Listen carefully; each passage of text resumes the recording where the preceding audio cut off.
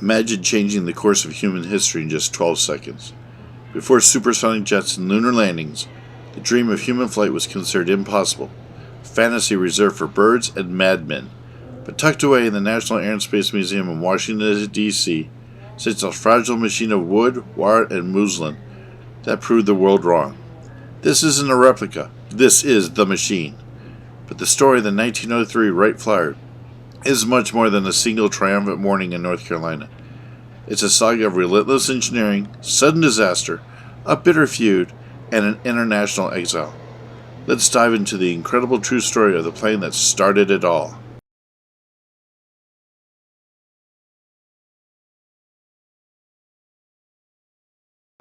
Before it ever tasted the salty air of the Atlantic coast, the Flyer was a concept forged in a bicycle shop in Dayton, Ohio.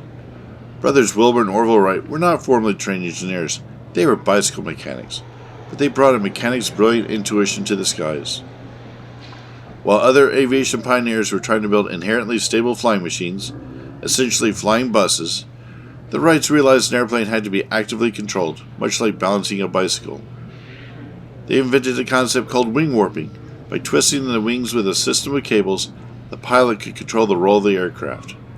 Because automobile engines of the era were too heavy, the Wright brothers and their mechanic, Charlie Taylor, hand-built a 12-horsepower engine with a lightweight aluminum block. To test their machine, they needed steady winds, soft sand for inevitable crashes, and privacy from the press. They packed the dismantled Flyer into crates and shipped it by rail and boat to the isolated dunes of Kitty Hawk, North Carolina.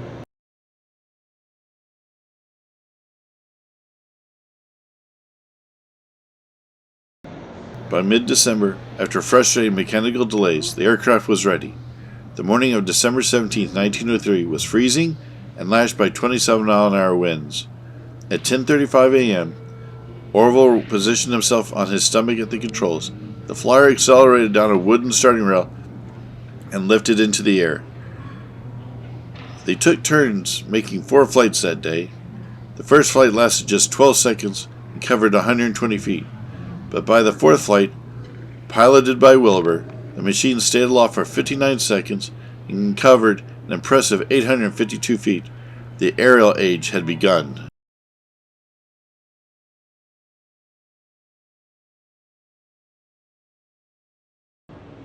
The Flyer's life as a functional aircraft ended the very day it began. Just minutes after Wilbur's triumphant 4th flight, a sudden violent gust of wind caught the aircraft as it sat on the sand. It tumbled end over end, smashing the delicate spruce frame to splinters.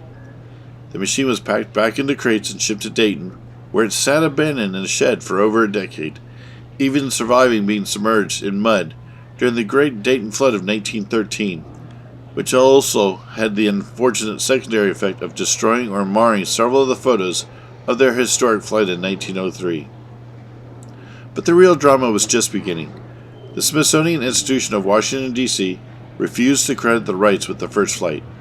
Instead, they claimed that their former secretary, Samuel P. Langley, had built the first machine capable of flight, even though Langley's Aerodrome had famously crashed straight into the Potomac River.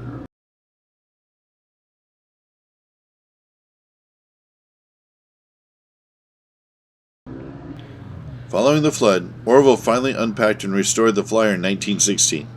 It made brief appearances at places like the Massachusetts Institute of Technology to help prove the Wrights' priority in flight. However, the bitter feud with the Smithsonian pushed Orville to the breaking point. Outraged at the museum's insistence on championing Langley, Orville made a drastic decision in 1928. He shipped the historic aircraft across the Atlantic, loaning it to the Science Museum in London. The world's first airplane remained in British exile for 20 years. During the harrowing days of World War II, the Flyer was evacuated from central London and safely hidden away in an underground bunker to survive the devastating bombings of the Blitz. It wasn't until 1942 that the Smithsonian finally published a formal retraction and apology. Satisfied, Orville agreed to bring the Flyer home, though he tragically passed away in early 1948, just months before its return. On December 17, 1948, exactly 45 years after its maiden flight, the aircraft was officially unveiled at the Smithsonian Arts and Industry Building. It rested there until 1976, when it was given a place of absolute honor in the newly constructed National Air and Space Museum on the National Mall. Today, it serves as the breathtaking centerpiece of the Wright brothers and the invention of the Aerial Age exhibition. Displayed close to ground level, visitors can walk right up to the original fabric, the spruce struts, and the bicycle chains that carried humanity into the skies.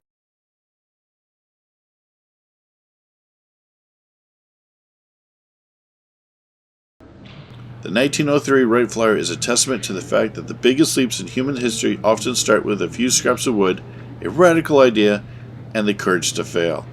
If you ever find yourself in Washington, D.C., seeing this machine in person is an absolute must. If you enjoyed this deep dive into the birth of aviation, you're in the right place. Be sure to hit that subscribe button and check out our other videos on the channel, like our breakdown of the F-105 Thunder Chief or the harrowing history of the Curtiss 1911 Model D. You can click the video on your screen right now to keep watching.